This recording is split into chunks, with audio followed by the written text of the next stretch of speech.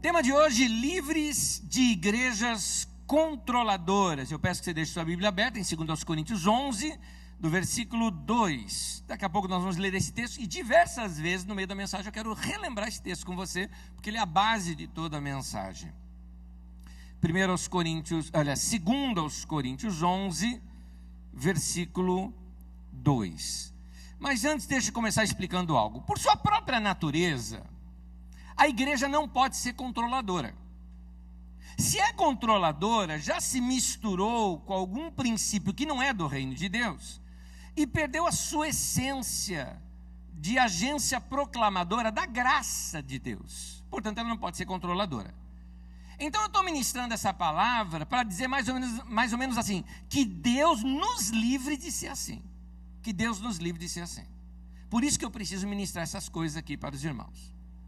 Primeira coisa que é importante você saber é que eu não estou falando mal dessa ou daquela igreja, mas eu estou sim denunciando alguns erros que foram instaurados na igreja brasileira e que nossos irmãos aqui da Carisma precisam saber o porquê nós não praticamos essas coisas. É por isso que eu quero te mostrar. Eu quero te mostrar o que está por detrás, a consequência, onde é que chegam alguns métodos. Por exemplo, outra coisa que é importante você saber: nós não somos contra grupos pequenos. Na nossa comunidade tem pessoas, tem grupos na nossa comunidade que se reúnem assim. Na história toda da nossa comunidade, nós tivemos esses grupos nas casas, reuniões de comunhão. Chama do que você quiser: grupo pequeno, pequeno grupo, grupo familiar, célula, chama do que você quiser chamar. É importante, eu acho, a igreja ter esses encontros pequenos, se reunir com um grupo de irmãos, onde um abençoa o outro. Eu acho importante. Eu já vi vários modelos saudáveis, onde você vê comunhão, pastoreamento, vidas crescendo de modo saudável, não doentio. Eu estou chamando de quando isso se torna um perigo, isso que eu estou chamando a atenção. Quando essas coisas, quando eu citar aqui no meio da mensagem, eu estou citando de extremos, de líderes despreparados, controlando a vida de outras pessoas, massacrando a vida de outras pessoas, dominando a vida de outras pessoas, e isso eu quero fora daqui. Outra coisa importante você saber é que eu estou pregando isso para Carisma, aliás, principalmente para você que está me acompanhando pela internet, ou que está acompanhando daqui a alguns dias, que baixa o vídeo ou o áudio e vai escutar essa mensagem. Sabe que ela é primeiramente endereçada aos membros do corpo de Cristo que estão aqui sob nossa responsabilidade de pastoreio, porque eu quero que eles saibam porque nós não praticamos algumas coisas que são muito comuns hoje no meio da igreja brasileira. Que aos irmãos aqui disserem: olha, lá na Carisma não tem isso, as pessoas olham até meio assim: ué, mas vocês são mesmo evangélicos, né? Vocês são... Na verdade, eu não sei se a gente é evangélico, sendo muito sincero com você, tá? Uma pessoa me perguntou assim, né? Aliás, lembra que eu contei aqui uma história de um deficiente físico, né? Que eu dei carona aí na estrada. Ele chegou a me perguntar, falou: você é evangélico ou você é católico? Eu falei: rapaz, eu sou cristão. Ah, então tá bom, pronto. Ele já tinha me falado um monte de coisa mesmo, abençoou a minha vida. Se eu falasse qualquer coisa ali, estragaria a conversa, não é? Então eu quero chamar a atenção para esse problema de controle na vida das pessoas dentro da igreja. 2 Coríntios 11, versículo 2, quero que você leia esse texto comigo com bastante atenção. Olha o que o texto diz: o que receio e quero evitar, disse Paulo para a igreja aos Coríntios, é que assim como a serpente enganou a Eva, quando você pensa a serpente enganou a Eva, qual figura vem na sua cabeça? Pode falar. O diabo, não é? Então você já imagina que é o diabo. Sabia que não? Nesse texto não está falando disso. Vou te explicar já já. Que assim como a serpente enganou a Eva com astúcia, a mente de vocês, ele está falando: eu receio que a mente de vocês seja corrompida e você se desvie da sua sincera e pura devoção a Cristo.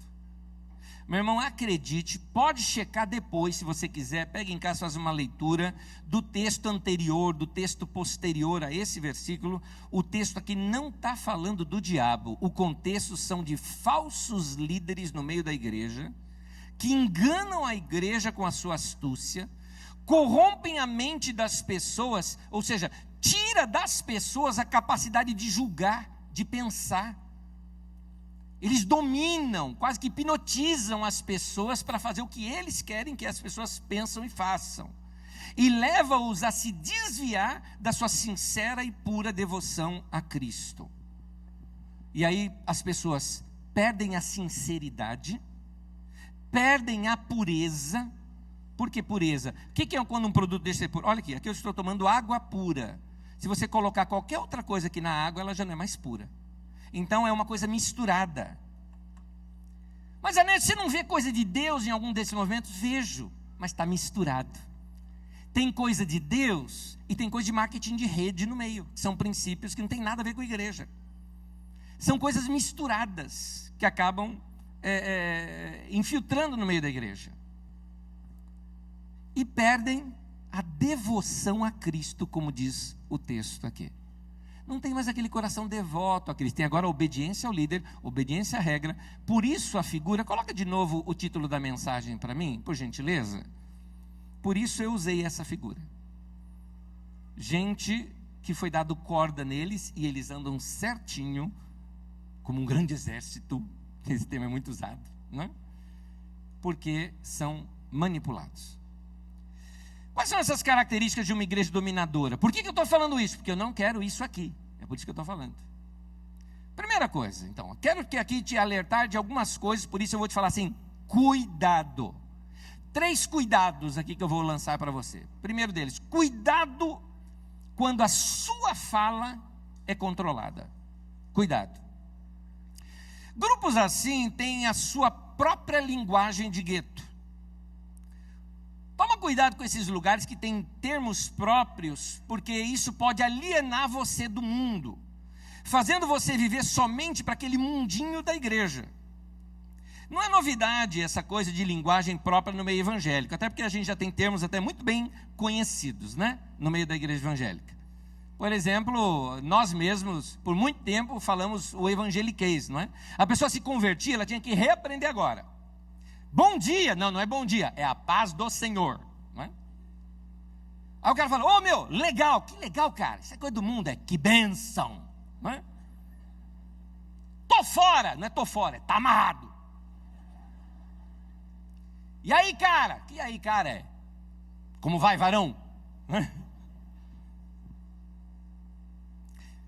Ou aquela, você vê alguém tocando bem, ou dando uma boa palestra, algo parecido, você fala, cara, você é bom no que faz. Não é isso que se fala, é assim, você é um vaso.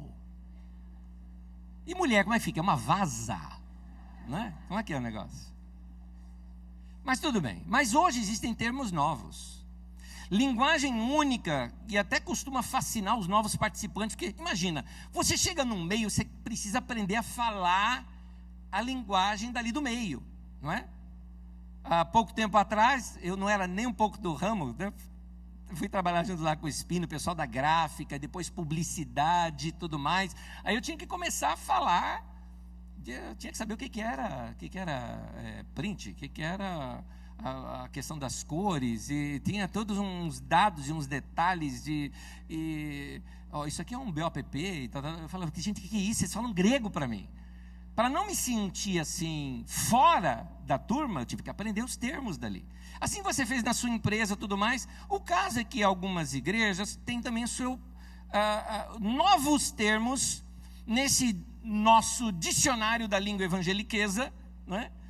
Que passou quem passou por esses movimentos conhece, e quem não é dos guetos não conhece. Por exemplo, quem já participou desses movimentos conhece algumas palavras que eu vou dizer agora. Se você nunca participou, você nunca talvez ouviu algumas delas.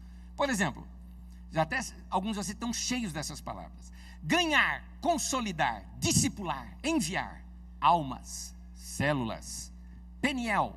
Sabe o que é peniel? Vamos dar um pedala, Robinho.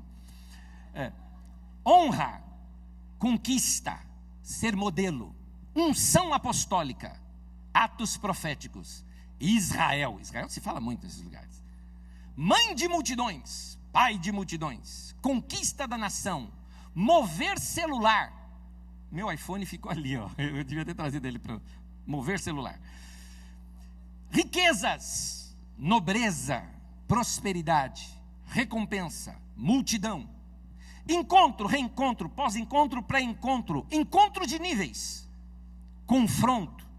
Primeira geração dos 12, segunda geração dos 12, toque de chofar, cobertura espiritual, resultado e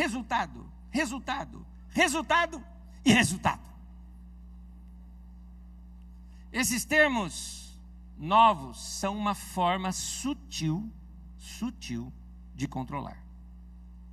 George Orwell, no seu livro 1984, conta a história do Grande Irmão. O Grande Irmão, ou The Big Brother, é daí que vem o nome? O que sabe de tudo, espiona tudo, seria um grande líder mundial. E um dia ele está numa conversa com um dos seus auxiliares e ele conta sua grande estratégia de dominar o mundo. Ele fala, eu vou criar uma nova língua e nós, no mundo inteiro, vamos falar essa única língua. O cara fala, mas como assim? Como você vai dominar o mundo todo somente criando uma nova língua? E ele fala, minha estratégia está aí. Como o povo vai pensar em liberdade se nessa nova língua não tiver nenhuma expressão que consiga explicar o que é liberdade? Então, quando as pessoas têm uma só linguagem, é mais fácil controlar. Quando a coisa é muito uniforme, é mais fácil controlar. Nesses meios acaba se tendo não só uma linguagem própria, mas a linguagem ela extravasa também para o jeito, para o comportamento, para a roupagem própria.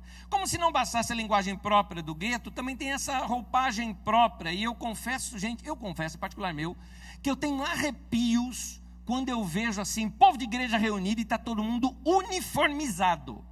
Eu tenho um pouco de arrepio disso. Quando é um coral, tudo mais, eu até entendo, né? Quando é alguém que está simplesmente orientando, é um grande evento, são as pessoas que estão na recepção, é óbvio que você está falando de organização. Mas alguns outros casos são de controle.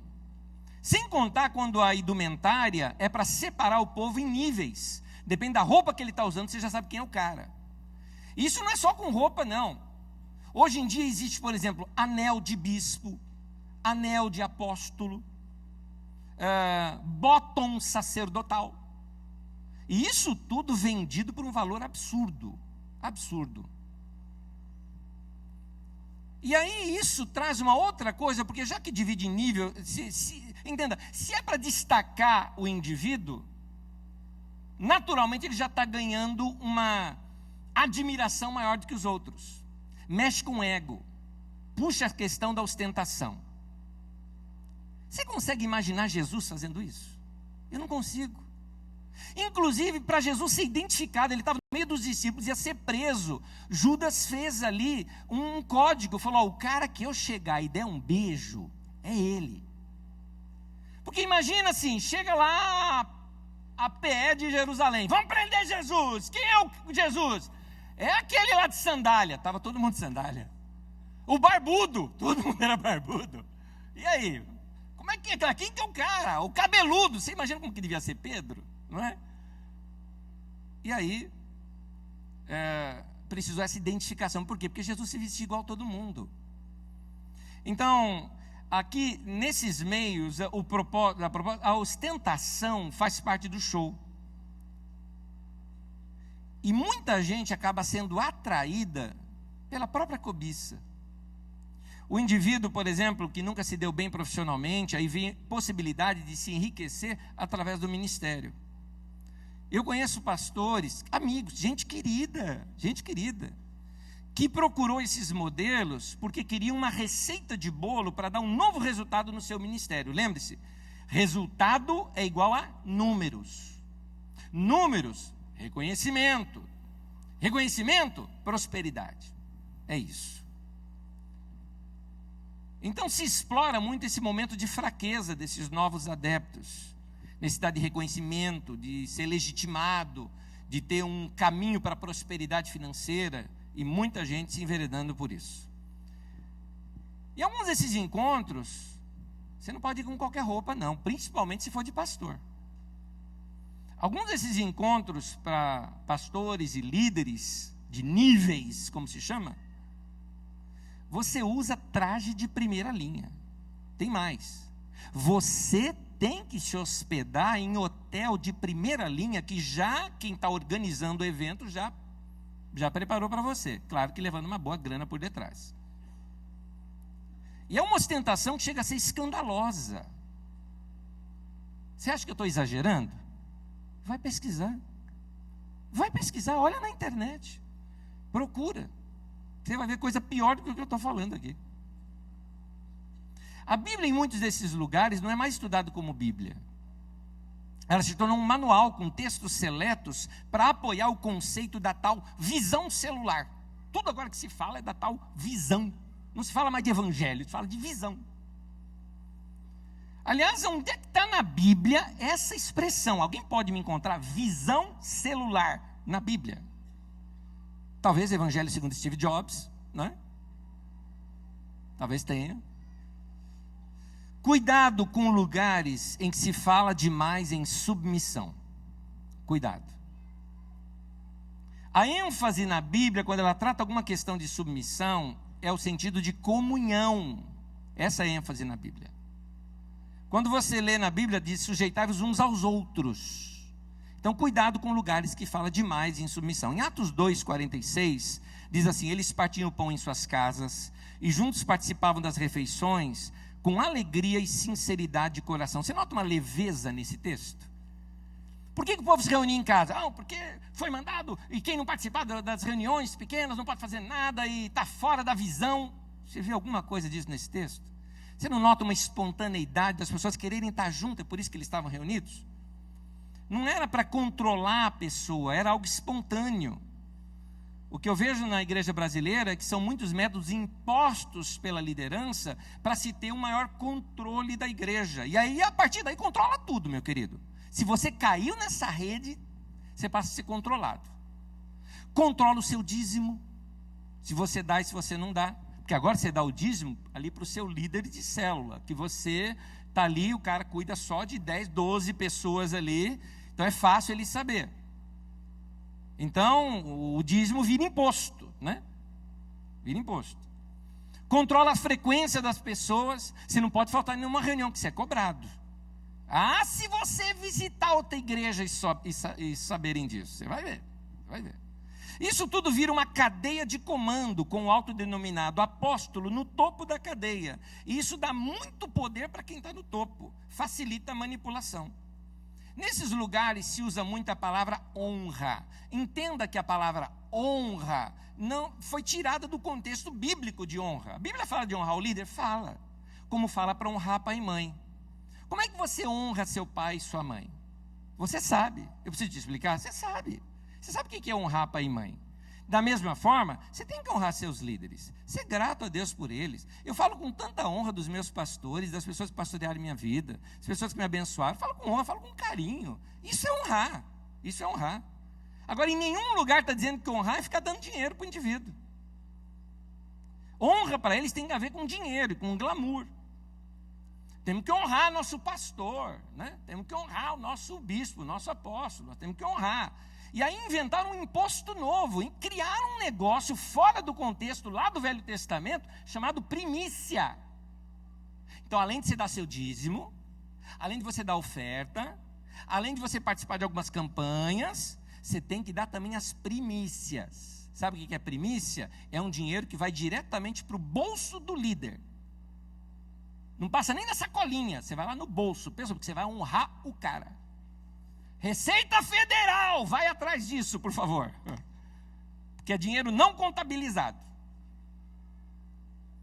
Então, para você ter uma ideia como é que são as coisas, numa dessas reuniões, um desses pregadores disse ter recebido uma revelação do Senhor naquela noite, que 120 pastores ali reunidos doariam 10 mil reais cada um para realizar o sonho de um desses autodenominados apóstolos a comprar um jatinho para ele.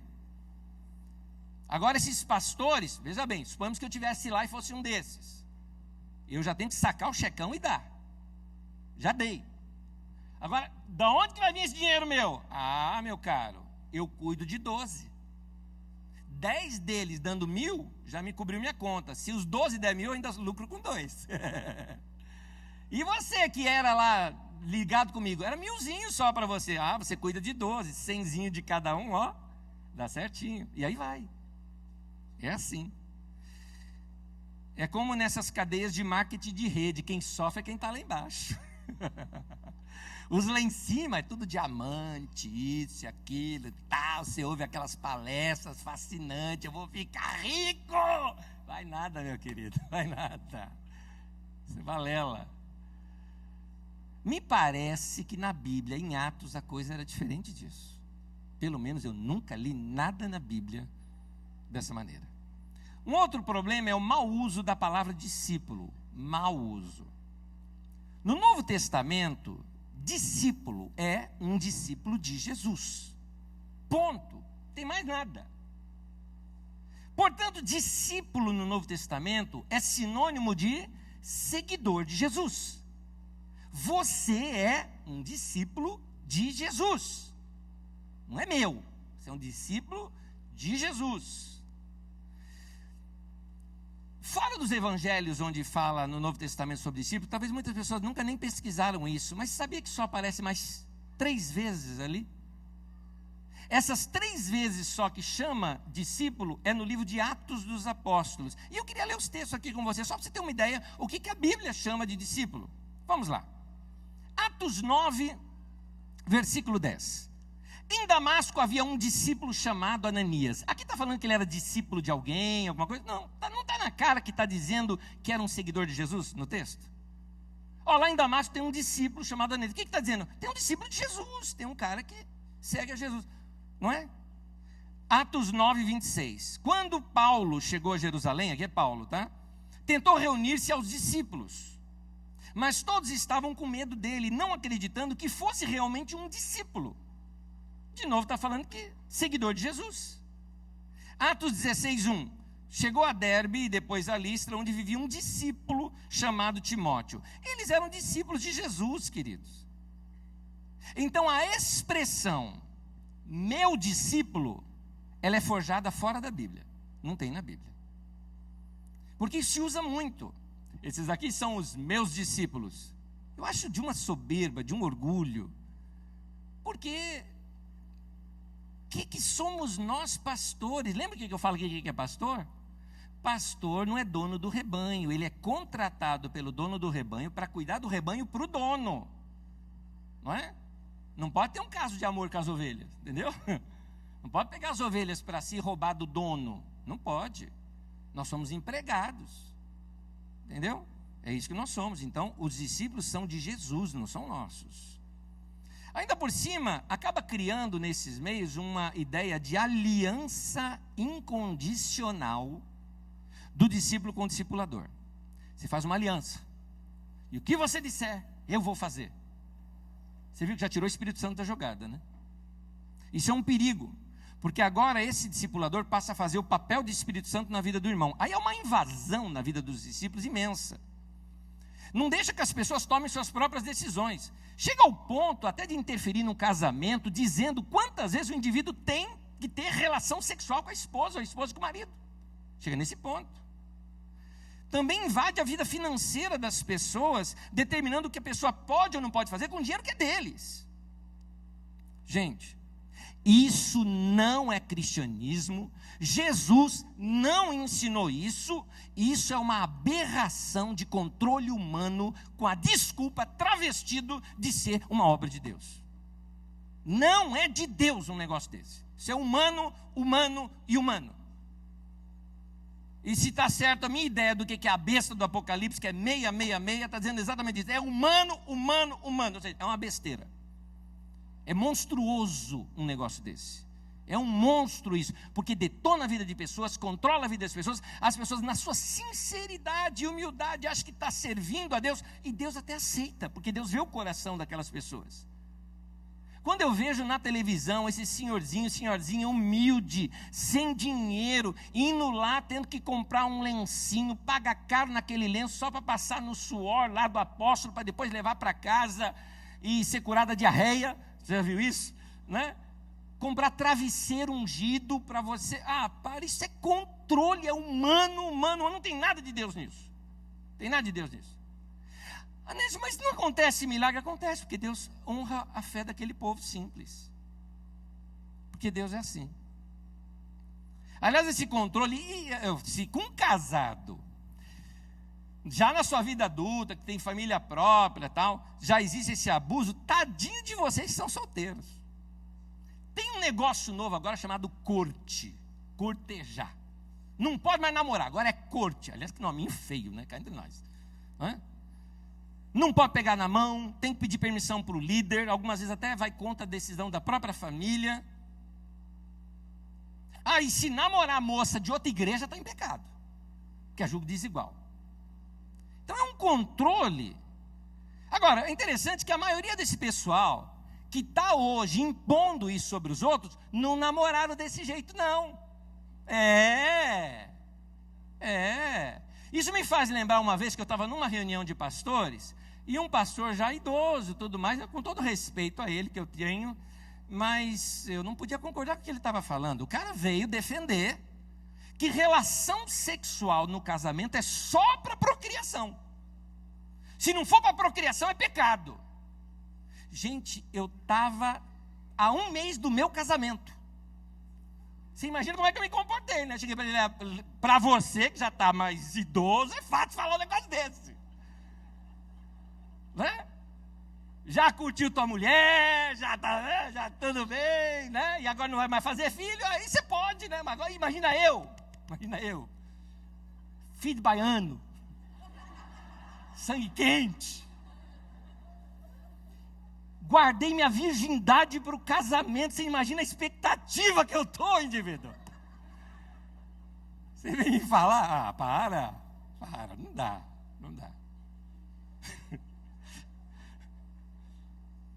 Outro problema nesse meio é a submissão cega.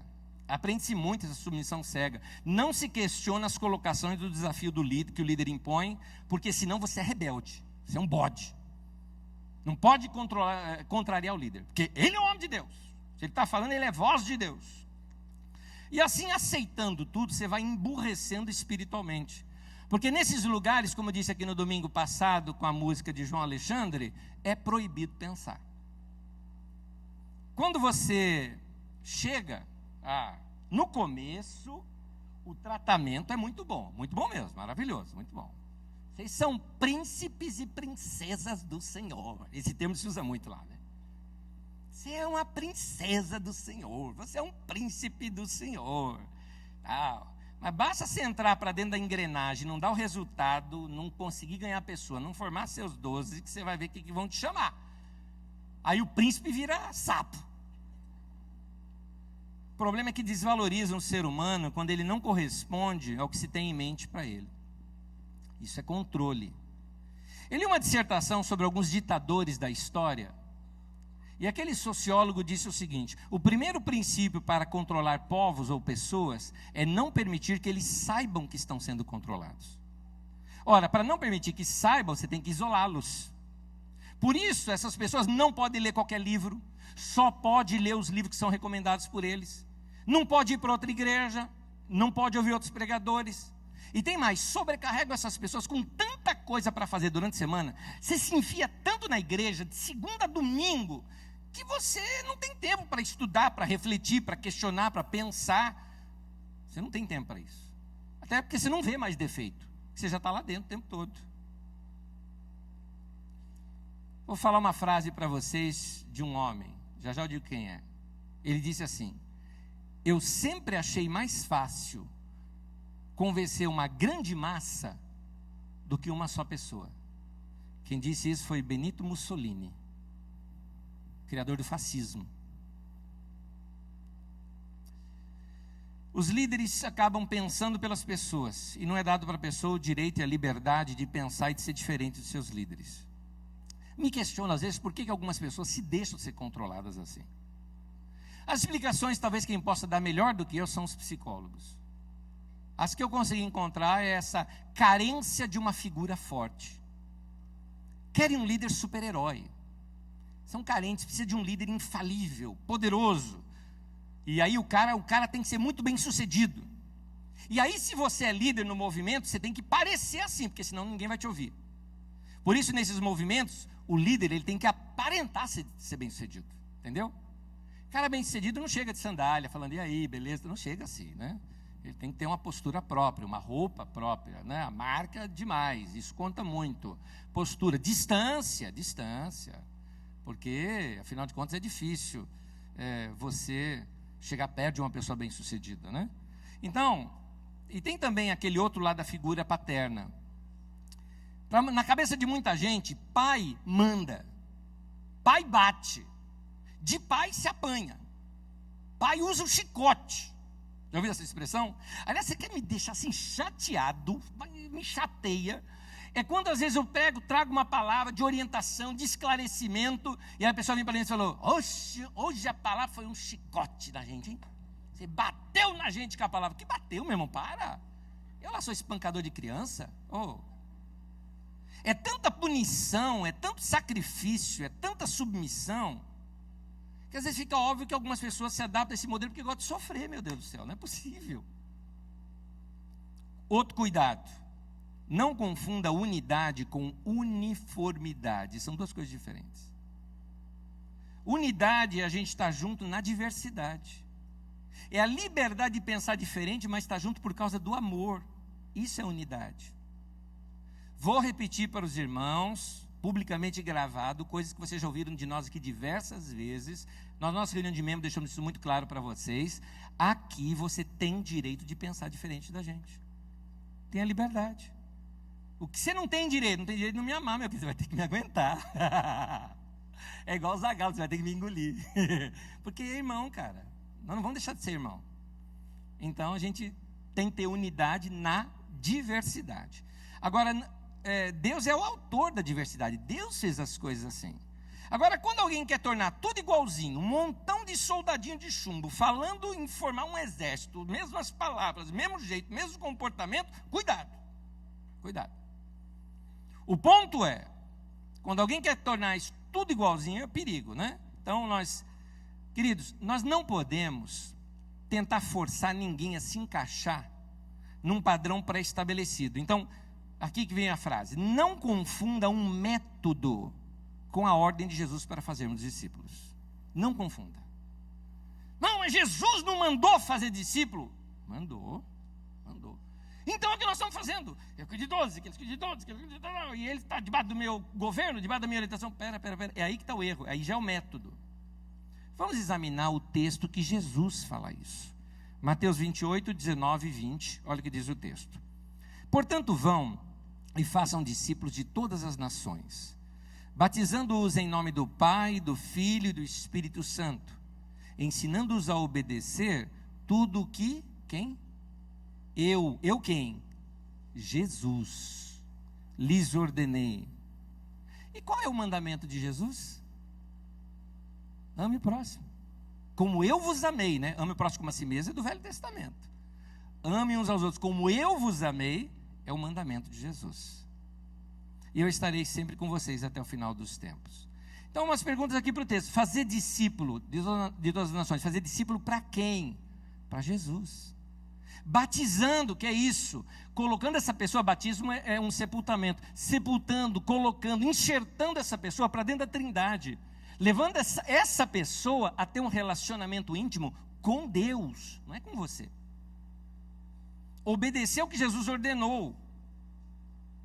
O que Jesus ordenou? Ame as pessoas. Ensine essas pessoas a amar.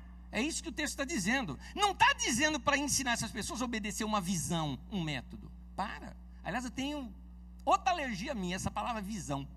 Que parece que só quem tem a visão está vendo, o resto é cego. Às vezes eu acho que é bem o contrário, tá? Tem gente que está cega com a visão. Então, algumas lições. Vamos voltar ao nosso texto.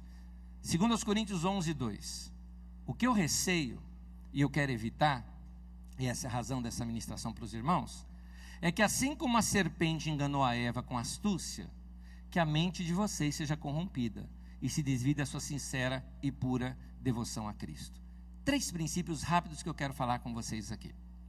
Primeiro princípio, voltemos ao evangelho puro e simples.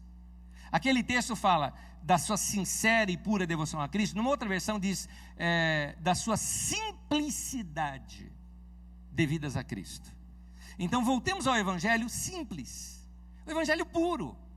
Gente, o evangelho não é pesado. Quem disse isso? Jesus disse isso. Ele falou: anda comigo, toma sobre você o meu jugo, anda comigo, né? É leve, não é pesado. Cada cristão é um discípulo de Jesus. Você é ligado diretamente em Jesus. Você não é ligado a mim, que eu sou ligado a Jesus. Ah, irmão, mas nós não estamos num corpo? Estamos, mas no corpo todos os membros do corpo são codependentes. Eu preciso de você, você precisa de mim, nós precisamos de Cristo, já dizia um cântico antigo. Não existe intermediários entre eu, você e Deus. Não existe. Não existe ungidão. Não existe sacerdote entre nós e Deus. O único intermediário entre nós e Deus é Jesus. É a Bíblia que diz isso quando fala que Jesus é o único mediador. Então, cuidado, meu querido, não siga a visão dos outros, não guie a sua vida por mandamentos e ensinos humanos com uma pretensa religiosidade por detrás. Sabe de onde eu tirei isso? Da Bíblia Sagrada. Vou ler um texto para vocês, Colossenses 2, de 18 a 23. Acompanhe o texto comigo na tela.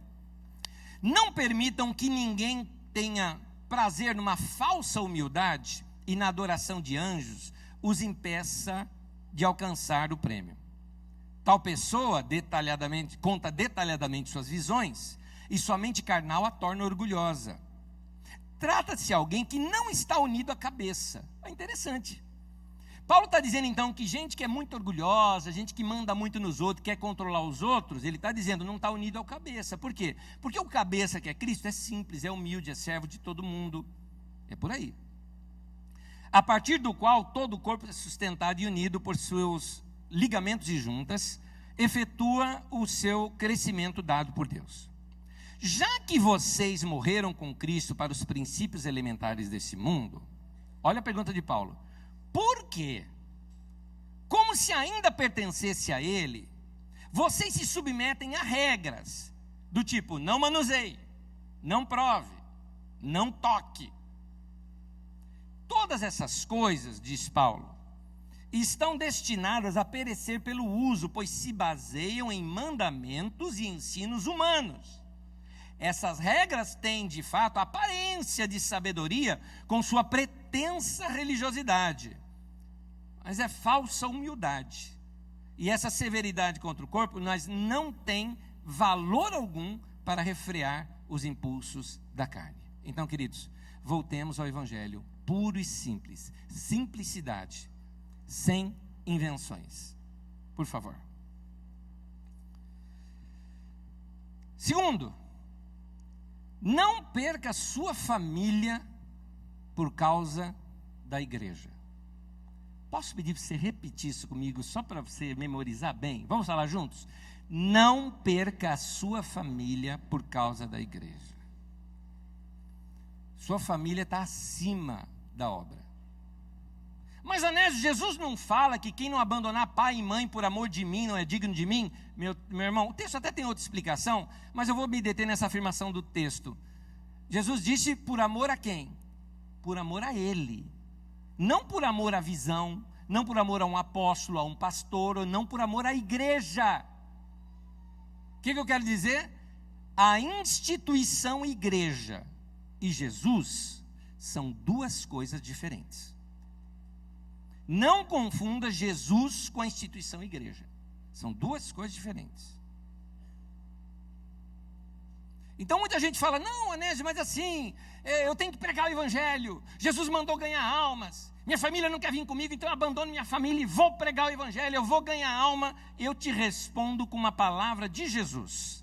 No texto de Mateus, capítulo 16, no versículo 26, o texto diz assim, coloca na tela para mim, obrigado.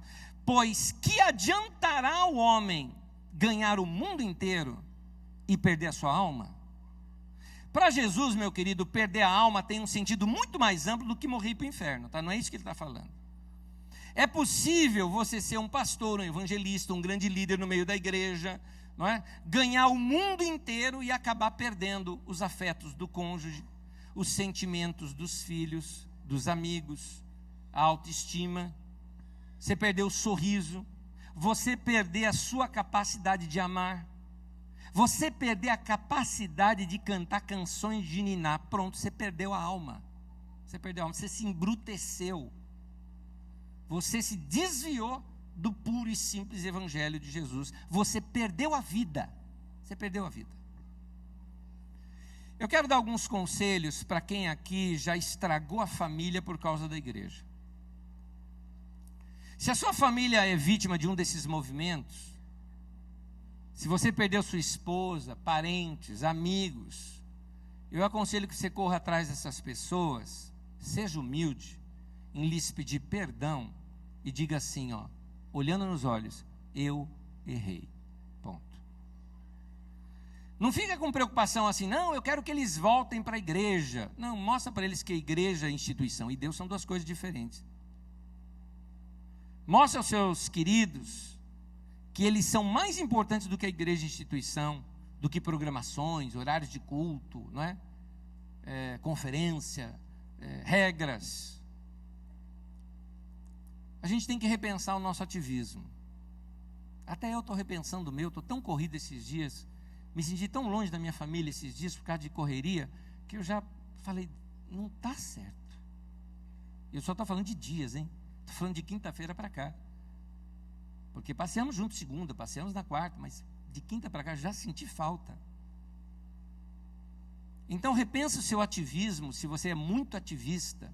Tem algumas pessoas que elas mergulham dentro da igreja e perdem relacionamentos. Separe alguns finais de semana, vai levar tua esposa no cinema. Vai ficar em casa assistindo um filme. Como assim, pastor? Você está falando para eu não vir para o culto da igreja e ficar? Pois é, se a sua família está em crise, é melhor você ficar. Então, eu até diria, pega alguns cultos, abra mão de algumas coisas, mas porque o que adianta ganhar o mundo inteiro e perder aquilo que é de maior valor?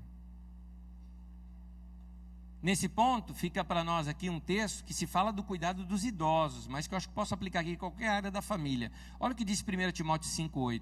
Se alguém não cuida dos seus parentes, especialmente da sua própria família, negou a fé e é pior que um descrente. Então, gente que se enfia dentro da igreja e perde marido, perde esposa, perde... Não pode, não pode. Você é amigo dos seus filhos? Você ama sua esposa? Você ama seu marido? Vocês têm tempo entre vocês? Como eu já estou perto do final, vou me dar a liberdade, tenho só mais um ponto, mas eu vou me dar a liberdade de abrir um parênteses aqui e contar uma historinha muito rápida para vocês. Quem é mais antigo já ouviu essa história, mas os novos não conhecem.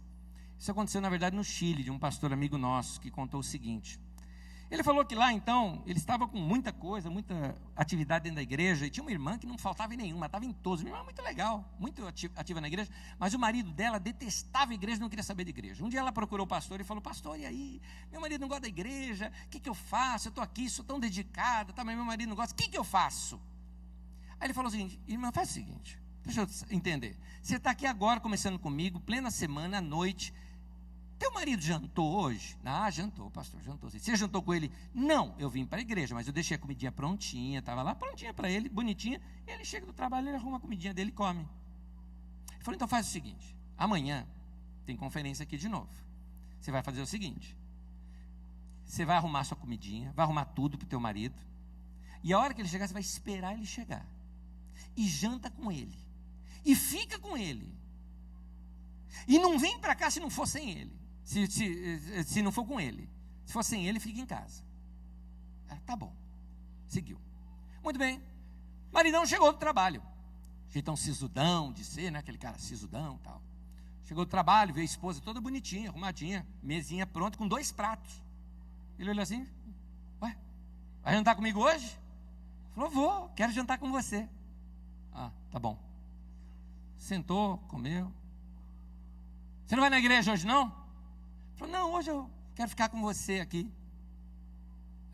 Legal, tá bom. Achando estranho. Mas gostou, daqui a pouco começaram a conversar algumas coisas, ele falou do trabalho, agora tinha assuntos para conversar. Dia seguinte, tá lá a esposa, bonitinha de novo, tudo arrumadinho. Ele chegou assim e tal. Oh, que bom, vai comer comigo hoje de novo? Gostou do sorrisão. Ele falou, vou jantar com você, tá? Você não vai na igreja? Ele falou, não, vou ficar com você. Ô mulher, você está desviando? Aí ela falou, não, na verdade eu estou até seguindo a orientação do meu pastor. Meu pastor falou para eu dedicar mais tempo para você, porque você é muito importante na minha vida.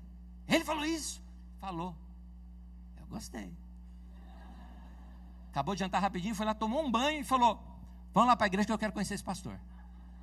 Chegaram no final da reunião. Estava terminando lá a reunião e ele já falou, quem que é o pastor aí que falou isso? Aquele ali, ó. Tá bom. Depois do culto, ele procurou o pastor, primeiras palavras dele para o pastor: pastor, muito obrigado por ter devolvido minha mulher. Esse pastor conta que esse homem hoje é um dos diáconos da sua igreja. O cara amou, agora ele entendeu a igreja. Gente, vamos valorizar a família, amém? Vamos estar junto, aproveita o final de ano, tempo com a família, isso é importante. É importante nós estarmos na reunião aqui também, é importante nós recebermos a palavra de Deus aqui também, mas equalize, calibre a sua vida, por favor. Terceiro, tenha uma vida sincera e simples. O texto é 2 Coríntios 11, versículo 3. É isso que você está me falando, sinalizando? Perdão, gente. Ali está 2 Coríntios 11, 2, mas você lê 2 Coríntios 11, 3, tá bom? Tá joia. O texto diz assim: o que receio e quero evitar é que, assim como a serpente enganou a Eva com astúcia, note uma coisinha, a expressão, assim como a serpente, ou seja, é sorrateiramente, sabe, é fazendo curva. Como é que a serpente tentou a Eva? Pela cobiça. Come isso aqui, você vai ter, ó. Atraiu pela cobiça.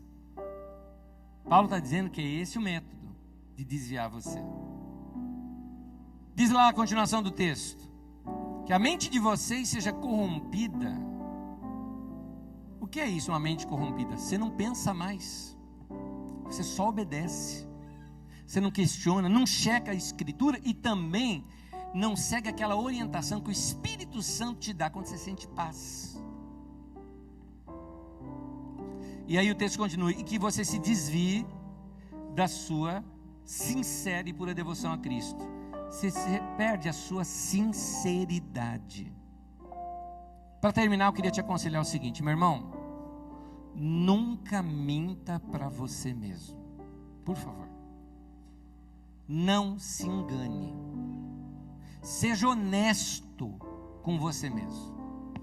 Pode notar que qualquer pessoa que já teve presas algumas desses movimentos controladores, depois eles falam assim: eu notava umas coisas assim, mas notava, mas não deu atenção para isso que você notava, que não era bom. Reconheça seus pecados, seus orgulhos. Se você é líder e está me ouvindo, reconheça esse desejo de domínio, esse desejo pela fama, esse desejo pelo dinheiro, esse desejo por prestígio, desejo por título. Que coisa mais besta. Você vai cumprimentar o cara, né? E aí, Joãozão, beleza? Joãozão não, Pastor João. Tá bom, aí você aprende a chamar o cara de pastor. E aí, pastor, beleza? Pastor não, bispo. E aí, bispo, beleza? Isso não, apóstolo. E aí, apóstolo, beleza? Apóstolo não, deputado. Né?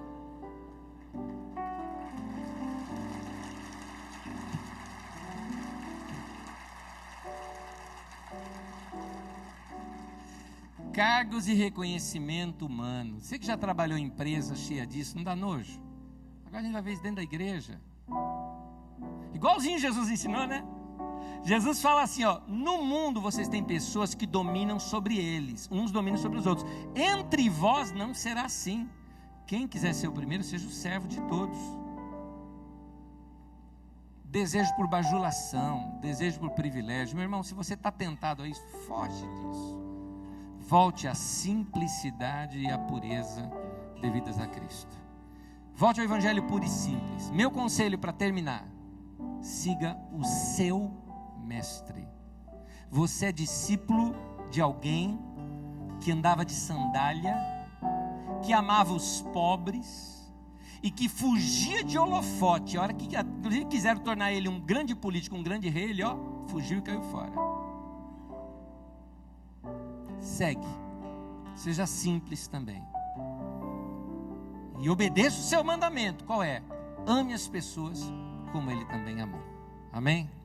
Faça isso, como Jesus disse, faça isso e viverás. Deus abençoe você, em nome de Jesus.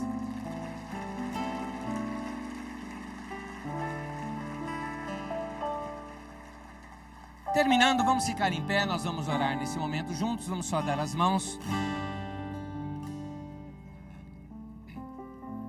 O meu relógio, nós passamos 2 minutos aqui do horário, me perdoem, ainda vou melhorar. Vamos dar as mãos? Vamos dar as mãos?